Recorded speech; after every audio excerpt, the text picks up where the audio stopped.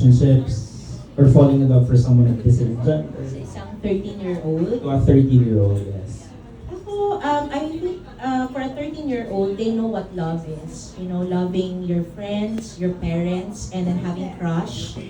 Ang nagmamatter lang naman yung sexuality eh. Hindi dapat siya maging rule sa society na lalaki ay para sa babae lang.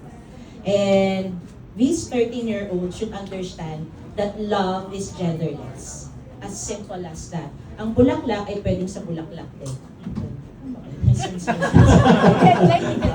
Headline na naman. Basta yun. 13 years old eh. I don't know. Ako nagpipiko pa ako noon. So, iba na yung 13 siguro ngayon. But, simple lang.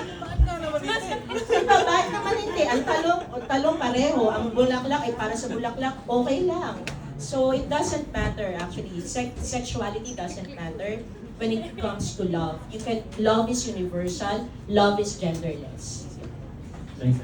For my last question, I'll take this opportunity kasi advocacy night siya. So, just last month, parang nag-release si Philippine Statistics Office na may 30% drop in marriages in the Philippines from 2004 versus 2024. Siyempre, yung reason na na-cite na is economic reasons. Mahal ang mga bilihin, but nakakatakot magpakasal. But one of the reasons that they identified is the liberalization of the social context of how relationships are formed. And therefore, concluding yung iba that, same-sex relationships contribute actually to the decay of how conventional Filipino families are formed. Your thoughts? Yes, Dad.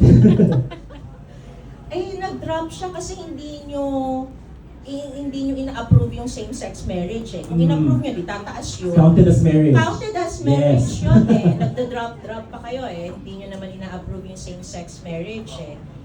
Mas mataas yun dapat ngayon, di ba? But, una sa lahat, hindi yung sa gastos eh. Ang gastos din maghiwalay. Biruin mo, Vatican at Philippines lang ang walang divorce na. It doesn't mean gusto mo na may bill na ganito, gusto mo agad makipaghiwalay. Sino ba naman tao, gusto kitang pakasalan pero maghihiwalay na tayo? Of course not. It's just, it makes life easier for everyone na hindi ka nakatali sa taong hindi mo mahal. So, wag na natin lakihan pa ang gastos doon. So, kaya yung mga tao ngayon, very practical na, lalo na sa bansa natin, na hindi naman tayo mayamang bansa.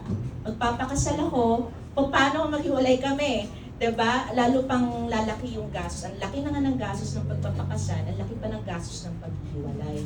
So, yun lang naman yun eh. Economics siya eh. So, dapat pagtuunan din natin ang pansin, yung maging madali ang umibig. Ano yun? Ang hirap-hirap na nga umibig, di ba? Minsan lulukohin kami, sugal kasi ang pag-ibig. So sana, suportahan din natin sa legal din na paraan kung paano tayo umibig, o paano tayo masuportahan kapag nag-end na ang pag-ibig. I think. Ang lungkot. Parang wala na. Parang masunod dun sa Yeah.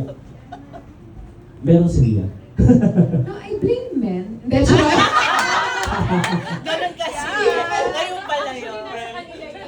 I don't think anyone can answer that better than Direk Sigrid in this very moment. I think also it can't just purely be attributed to that. Of course, ayun na nga, wala tayong same-sex marriage dito eh. So that is a factor. But also, I think a lot of women are also just they can only need a man now in terms of the actual relationship part because they're making money. I mean, we're allowed to work, we're goal driven already. So ayun na nga, parang it's not like before where you would depend on him in an economic kind of way. I think that's also a factor. So ayun, that's why siguro nag-drop. Yeah.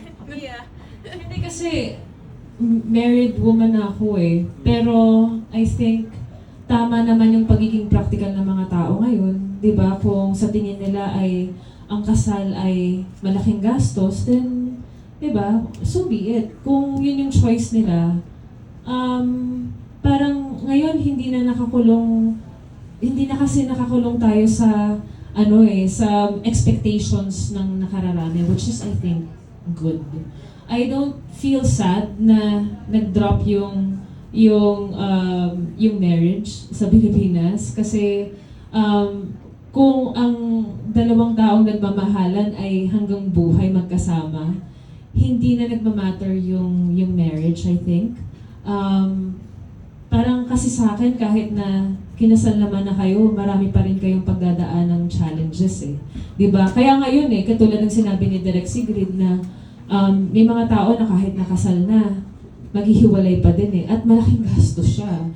So parang I think okay yun na maging practical sila ngayon at kung kailan sila ready, silang dalawa mag-agree na okay, sige magpakasal tayo. But hindi siya, kumbaga, makaka-apekto siguro sa ekonomiya natin kung bumaba man. Thank you. Direk, one last question for me. Sa tingin mo ba ang Pilipinas ay behind or ahead sa usapang same-sex marriage? Or same-sex relationships, not necessarily marriage? Behind. Definitely, we're so behind. Pero nakaka-proud din dahil nandito na tayo sa panahon na ganun talaga kasi share ko lang na 2005 ang una kong pelikula, short film, Babae ang title. So it's also about lesbian, violence against women. And then my first feature was in 2013 pero 2006 ko siya simulat. It was very difficult for me to look for a producer at that time para man lang makapag-produce ng isang lesbian film. Ganon. So, ang tagal na nun. Pero, hindi tayo behind when it comes to, in the community. Tolerance, acceptance. Yes, acceptance, tolerance, but we are behind in the mainstream.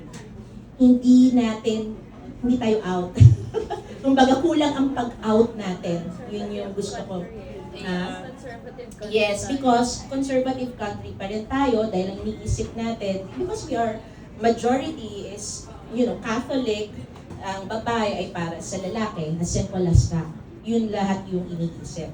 Medyo matagal na proseso talaga yung pinagdadaanan natin, lalo na sa LGBTQ community. Pero ang maganda naman kasi, marami naman gumagawa,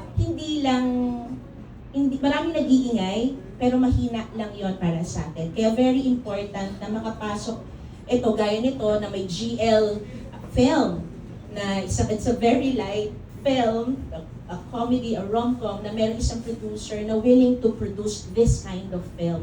Kasi yun yung important makapunta sa mainstream yung pinaglalaban natin.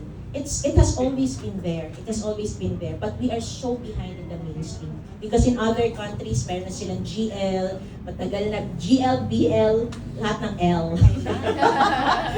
Lahat ng L. L word. Especially the L word noon pa. So, yeah. But okay lang, as long as, one step at a time, ang tagal ng step, sobrang fetus steps nga lang siya. Pero, ang maganda doon, merong nangyayari. So, this is the chance, kaya sana pumatok, sana may manood, kasi it's a big step to, na merong mainstream na mag-GGL film.